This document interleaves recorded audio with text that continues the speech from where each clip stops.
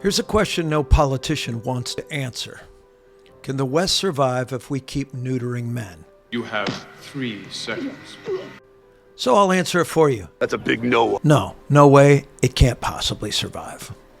A culture that despises biblical masculinity is digging its own grave, one weak man at a time. You want proof? Great. Look at the headlines. When real men don't stand up, tyrants do.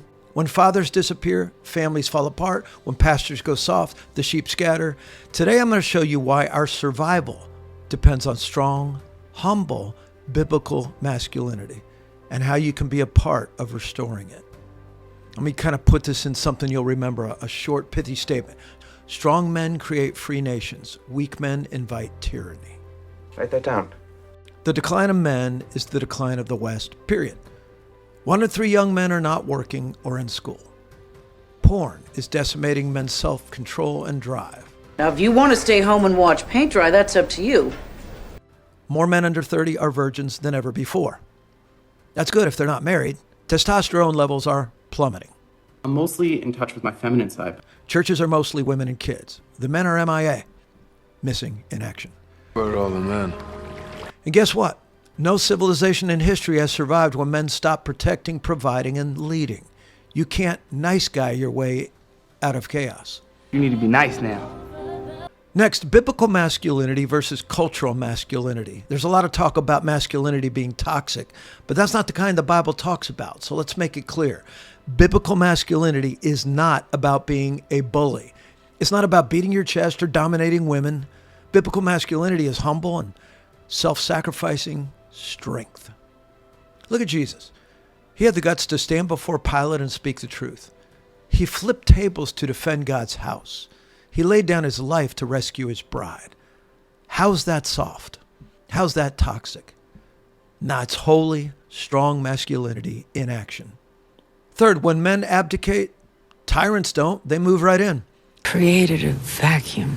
Let me show you the historical pattern. Weak men produce chaos, and chaos invites tyrants. Look at Nazi Germany. Hitler rose because the men lost their moral courage. Look at the Soviet Union. Stalin's iron fist crushed families because strong fathers were replaced with loyalty to the state.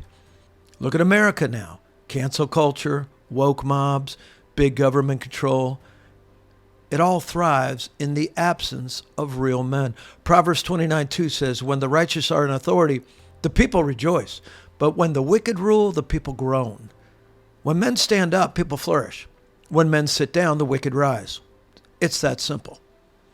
Fourth, let's talk about the feminization of faith. When I saw you, I felt inside myself a tingling, lingering sensation. That's what feeds our decline. The Western church is not off the hook. Soft churches produce soft men. Pastors would rather preach nice sermons that offend no one, but save no one either. All right, gentlemen, religion class assignments will be divided between readings from your text, Next Stop Salvation, and exercises in your workbook, Jesus is my buddy. They'd rather hug sin than call it out. Why do you think men bail? Because men crave a battle to fight and a truth to stand for, not a coffee club that pats them on the back while the world devours their families. Next, how do you rebuild civilization that stands up instead of folds? Well, listen, the good news is we know the blueprint.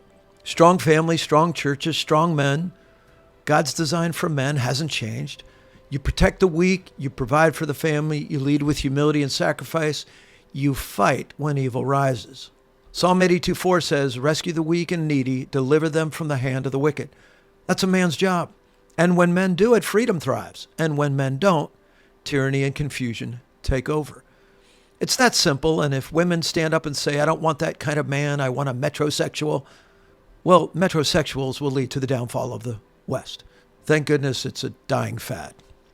Number 6, from crisis to courage. So, can the West survive without biblical masculinity? Short answer, no way.